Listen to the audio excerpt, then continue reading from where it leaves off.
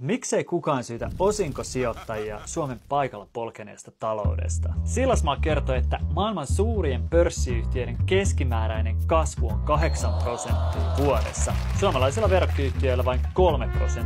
Itse asiassa Suomen nopeiten kasvava suuri pörssiyhtiö ei yllä edes tuohon keskiarvoon. Se on huolestuttavaa, mutta tiedättekö te, missä me ollaan paljon parempia kuin muut pörssiyhtiöt maailmassa?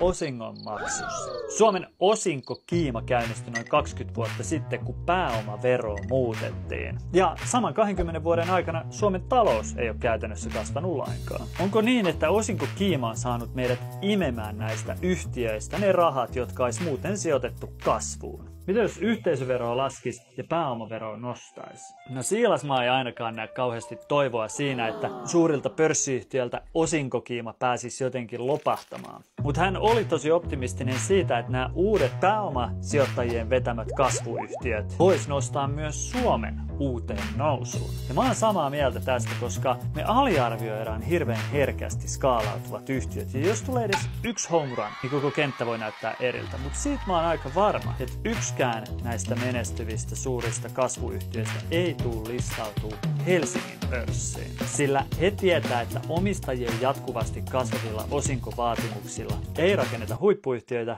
vaan ne näivetetään. Kiimaista tuloskautta kaikille.